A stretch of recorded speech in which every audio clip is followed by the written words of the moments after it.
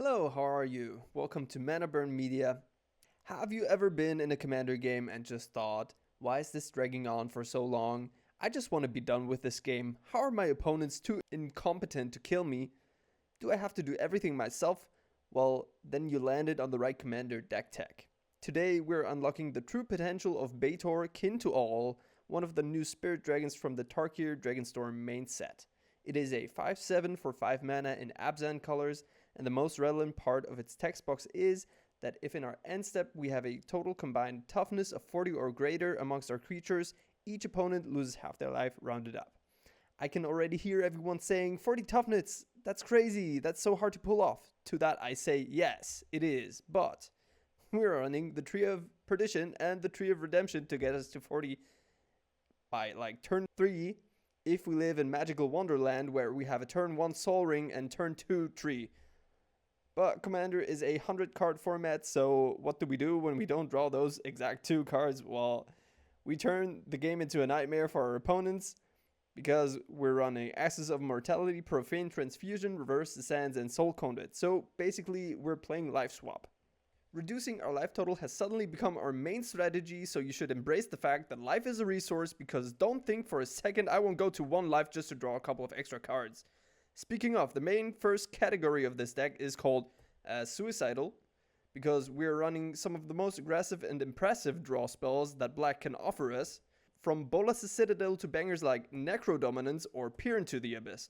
Also included are Dark Confidant, Keen Duelist, and Dark Tutelage, which all give us an extra card in our upkeep in exchange for our own life. Sylvan Library is also an excellent inclusion, and Pain's Reward is one of my pet cards in this deck.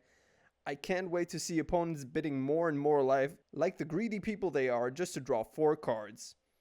Ad Nauseam is notorious for being a broken card, and Read the Bones and Night's Whisper are card draw at a great rate. All these cards draw us more and more in exchange for our life, so let's include Mangara the Diplomat.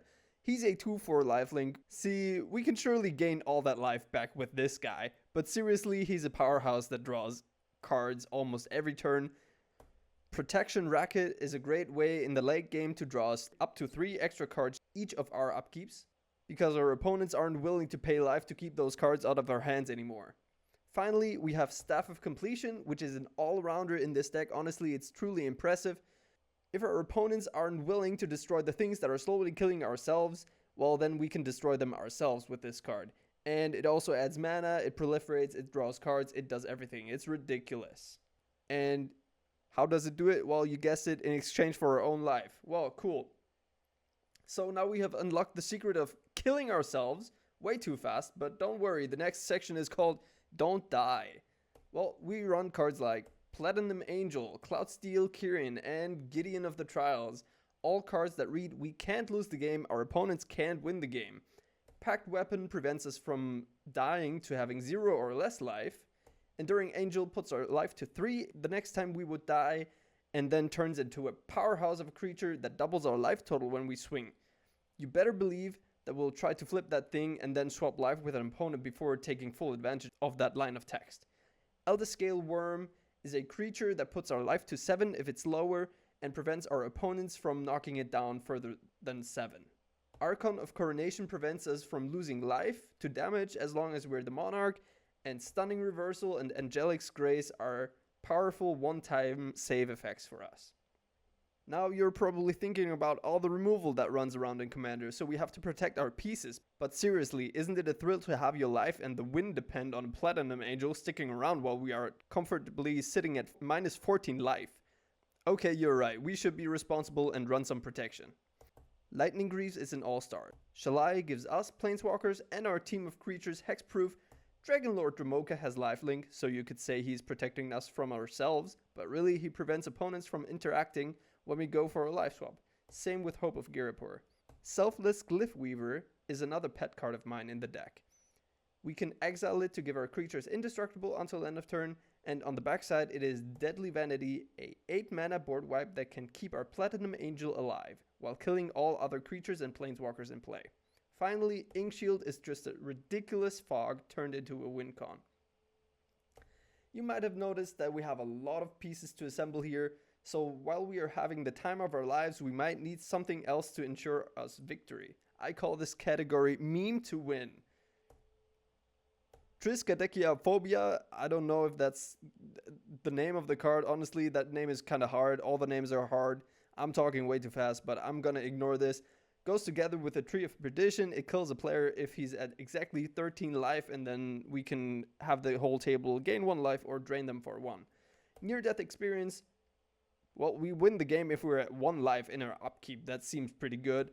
Repay in Kind is a card that puts our opponents in killable range easily by making each player's life total the lowest among all players' life totals.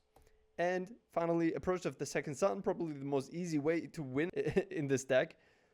It gains us 7 life, which is always good. And the second time we play it, well, we win the game. Cool. Additional support? Sure, let's go. Nature's Rhythm is a tutor for creatures which we can fire off twice. Profane Tutor can search up any cards we are missing from the equation. Noxious Revival can reduce our life. And it can return a card from the grave onto the top of our library. And finally, the other Betor, the Betor from the Commander product, well, he can grow a creature equal to the amount of life we gained this turn, and he has lifelink, which is relevant, and he can return a creature card with mana value less than or equal to the amount of life we lost this turn from our graveyard directly to the battlefield.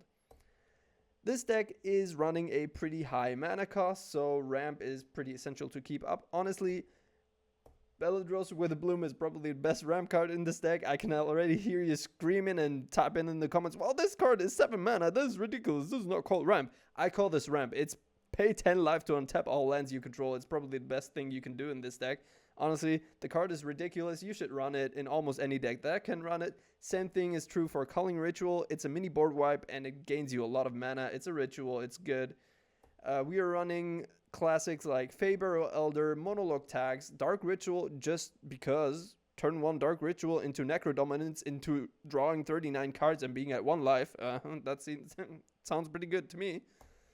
Cultivate, Rampant Growth, Abundant Harvest, Paradise Druid, Elvish Mystic, and also some classics like Sol Ring and Arcane Signet. Thank you. Finally, removal. Well, it's Commander, so we need to offend our opponents by removing their stuff. So we're running, well, the most flavorful things we can run are probably Anguished Unmaking, which loses us life and destroys a thing, and Feed the Swarm, which does the same thing with other things. Swords to Plowshares can gain an opponent life, which is relevant because we can swap life later with them, so really that's an investment in our future. Reprieve is excellent interaction. Assassin's Trophy and Path to Exile are very efficient at what they do. Bridgeworks Battle is here to help out our land count, since it is a fight spell on the front side and a land that can shoot us for 3 damage on the back side. Single Combat is another selective board wipe, and Force of Despair is here to really hate on that one player who had way too big of a turn. Lands, you might ask? Well, we're running 35 lands in this deck, which is pretty low, so we had the bridge work to help that out and bump it up to 36. Honestly, if you have the money, which I don't, all the fetch lands and chalk lands, they're excellent in this deck. That's Magical Dreamland for me right there. I just simply don't have the money, so I am running the Pain lands, which is the next best thing to do. But honestly, you're an adult. Go build your own mana base. I'm too tired to do this, so you can do it. I believe in you. That's it. Bye. What are you doing? Why are you still here? The video is over. Oh, you're so rude. Get lost.